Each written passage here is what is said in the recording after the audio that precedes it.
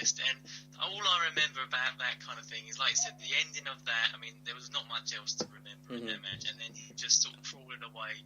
And I think he mumbles to himself, "I'm not afraid of the dark," or something. And I'm like, "What's this about?" Yeah. I mean, it even says here that ironically, after leaving. He was being cheered in the match. Diesel was almost 100% booed afterwards. But, just one of those things. The house shows just after this, again, Diesel and Shawn are actually teaming up. And they're up against Roberts and The Undertaker. Jake Roberts and The Undertaker. They're doing those kind of matches at this time. In early March now, and this is when some of the whispers start to come out, and Meltzer reports Diesel, the other half of the twosome, which of course was between Shawn Michaels and Diesel, and also, of course, if you want to go further than that, of course, the whole clique with Razor Ramon and all the rest of it, all here, Meltzer's reporting that he seems WCW bound. He missed the weekend shows with a disagreement, which was there was something attached. He doesn't know the ins and outs of it. Also, Diesel had said that he'd suffered a combination of a separated and fractured shoulder, apparently early in the In Your House cage match against Bret Hart. The injury may partially or totally explain the poor quality of the match compared to the previous matches the two had had. So, there you go. That might cover up some of that. But it seems at this point, Matt, there are slight sniffs here that WCW is the place that they may be, they are aware of. Nash's contract is set to expire, along with, of course, Scott Hall, Razor Ramon, and maybe they're just putting the feelers out there. If you're WCW, Matt, and, you're looking at the WWF, Razor Ramon and Nash at this point, they're in the whole big scheme of things, to lose these two guys at this point, Matt, seems like it would make a huge dent in the WWF roster. Despite Diesel not having the most fantastic matches, it still seems like that whole investment for the whole of '95 would almost be shot to pieces. What's your take on it? And are they the sort of get guys? I know that above them easily would be Shawn Michaels and Bret, and those two are the ones I think that you definitely would want to be keeping. But does Diesel and Razor Ramon come up at 3 and 4, or are there any other people around at this time, Matt, that WWF wouldn't be so worried about losing these two at this point? No, I've got to say, I think they would be a big loss. Like I say, because they spent a lot of time investing in Diesel and, getting into this point. And even, the storylines they put him in, took quite a lot of time to actually progress. And when you think of people like Razor Ramon as well, he was there for quite a long time at that point. And the matches that he had with Shawn Michaels and his ladder matches and everything, they were already, and they knew this at the time, already history-making matches that would go down in history. So I would say it's definitely damaging to lose two guys like that, because Razor Ramon, I'm sure, at some point, if he'd stayed in WWE, he could have become a heavyweight champion. Things might not have been going as fast for him as they were for Diesel, but those two guys came into the company as two guys with massive potential, and they recognised that. And I think WCW definitely recognised that, and that's what got them interested and made them the must-signs.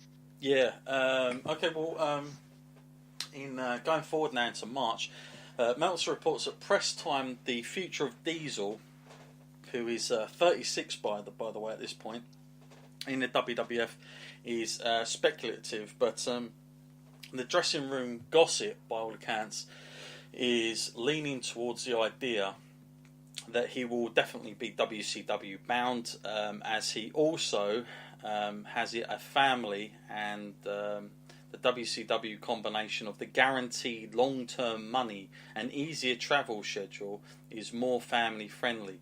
Rumours have been that they are being offered, depending upon whom you depend to believe, anywhere from £450,000 to £750,000, essentially on a 3-year guaranteed deal to jump and go in as a heel and work a program against Hulk Hogan. It's reported at this point. Naturally, would be on a top angle in the company.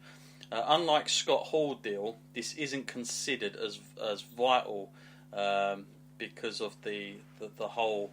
I think the key here is that if they lose them together, that's a bigger issue than losing maybe just one of them. But the idea at the moment, Matt, is that both contracts are really coming to an end. Now, the whole guaranteed money up front, Matt, of course, this is another talking bit. Not sure when I'm sure we'll talk about this when we further down the line. I'm sure we'll cover the NWO at some point. But the whole guaranteed money, Matt, that was something that had not come around up until, Nash and Hall jumped to WCW and kind of got that money up front. And that certainly would change a lot of things, including for the WWF going forward as well, about having that guaranteed money rather than just getting paid on a show-by-show basis. It was sort of money in your pocket. How big of a deal was that, Matt? And again, that's terribly difficult to compete with if you're the WWF at this point. Yeah, it's like changing the way that they do business in the industry, isn't it? And I wouldn't necessarily say it was changing things for the better. No. I really think this would have been a short-sighted kind of decision. And although WCW is very eager to compete, and they will do what it takes to sign people, I think it can be very dangerous doing those kind of things. Yeah.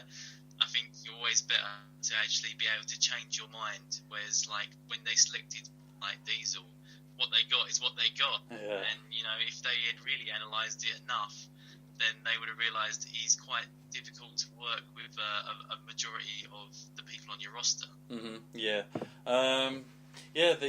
Going forward now, there's the highlights from the Superstars taping. The main event, dark match, was Bret Hart pinning The Undertaker when Diesel hit The Undertaker with a foreign object. March 11th now, 1996, and this is when it all becomes somewhat official. I've got to say, I didn't know it was this early that WWF knew this was going to be, a definite, but it was. Kevin Nash Diesel officially gave notice, and he would be leaving the World Wrestling Federation to accept an offer from World Championship Wrestling in a phone call to Vince McMahon at 10:50 a.m. on the 5th or the 3rd. No contract terms are available, but the general belief within the industry was that WCW was offering Nash a 3-year guaranteed deal with reports, anywhere between now $750,000 and $1.2 million guaranteed money up front per year.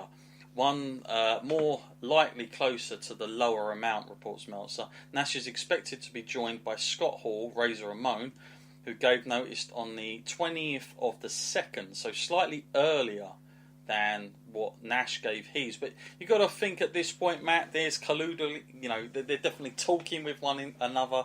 They're probably trying to up the wage that Hall's getting. I think it was reported, wasn't it, Matt, that Hall... I'm sure there was a story about when Hall was negotiating with Bischoff. He said if a guy comes in and earns more than I do, my wage has to be matched with it. So you can imagine how that went. He obviously got that guaranteed money and then probably said to Nash, you up yours and then I'll get it as well. So that's how I can probably imagine all that sort of stuff worked out. But business sense wise, Matt, are these two... Diesel... I know that Diesel in WWF wasn't really considered at this point the sort of, great businessman and sort of guy that would do the politics backstage, but it's almost like this is where it all started. Is that how you read into it, Matt? Yeah, I would definitely say I agree with that. Going forward now then, even further, and of course... it's reported if Ramon is to jump as expected, he would have to change some of the aspects to successfully work the in-ring character. So there's the whole thing about the intellectual properties of both the names, first and foremost, Diesel and Razor Ramon. Of course, that would mean they'd have to go under different names. WWF at this point they're kind of seeing this as a, well, you know, you've not got Razor and you haven't got Diesel, so it doesn't really matter. You're going to have to build these guys up again. But Matt, in realistic hindsight, that was never the case, was it? Because you know, I'm sure, I know that we're going to get into this, so I don't want to cover this too much, but the idea that, you know, just because you have the intellectual property of the name, you know, they're saying, well, you know, we didn't have that with Hulk Hogan. He got to use Hulk Hogan in WCW. We couldn't stop that, but in this case we can. That didn't seem to make too much of a difference, did it, Matt, in the big grand scheme of things? No, I mean, they were very clever, weren't they, really, in the way that they dealt with it. Mm-hmm.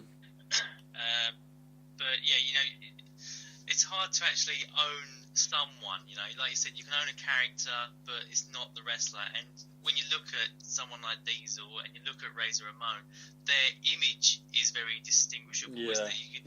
Even if you switch channel, they don't need to say who they are. You can just recognise them because their style. You know, you can't trademark a style of someone. Yeah, no, I agree.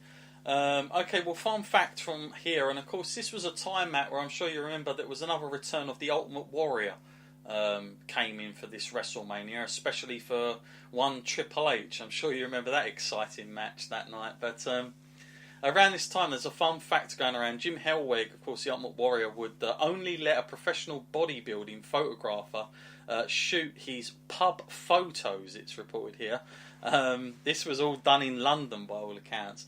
As Titan had to bring in the son of some, you know, well-known photographer. The irony here is that the photographer was a bitter enemy of McMahon's during the bodybuilding business promotional war. So this whole thing didn't let McMahon, when he found out about this, he was not happy at all. It's also reported more to do with Warrior here, that he's, get this, Matt, another comic book called Warrior. Do you have that collection somewhere, Matt?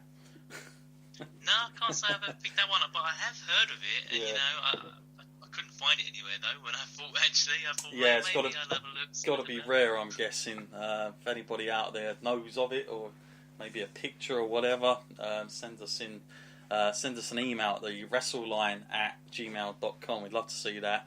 Okay, we're at WrestleMania now then. And of course, this match between Undertaker and Diesel, this goes up at number 5. Matt, what did you make of this match first and foremost? And is this because this is not a match that you really get a lot of mention of, is it? This one, out of all the Undertaker opponents, but where does this sit with you? And was this a decent outing in the end after getting this on paper? Yeah, well, it's funny that you said that because when I think of Undertaker's list of Mania opponents, I quite often leave out Diesel. It's like one of those ones that I forget that he did face. And I went back to watch the match and I was like, well, that's probably why then. You know, I mean, I'm not saying it was terrible, but it was just very average, you know. And when you're coming into WrestleMania with The Undertaker, it's usually anything but average. Even if it was something like with El Gigante and you're thinking, man, that was awful, but you know, the guy was so big, it was very memorable. We're not saying, I mean, I know Diesel is big, but it was just what we've had, like, sort of month after month, Diesel versus another big man. I don't, you know, I watched this. I mean, I don't think it was as bad as the Sid matches. I want to put that out there because that was on a whole different level. But I think WrestleMania, you know, it's up against The Undertaker. I know at this point The Undertaker is not, you know, he's a big name, but he's not, you know, obviously established as the marquee WrestleMania guy like he became. But yeah, there was a lot of sort of, you know, pounding on The Undertaker for most of the match. I mean, that definitely was very existent. And just, you know, finally he did get to use the jackknife, but then, you know, smirked forever, allowing Taker to sort of sit up, which I found quite amusing. I was like, come on, man, just do something by now. Like, it seems to take way too long, like slow motion. And yeah, I mean, I don't think it was a bad match. I mean, if anything, you know, I would have suggested that maybe Undertaker would have been a better opponent for Diesel in those matches where he was facing Sid instead. I think they probably should have had Taker and Diesel back then. But the only reason that wouldn't have worked, of course, is they were probably both baby faces, and that was probably what stopped it. But I think if you were going to go for, especially the match at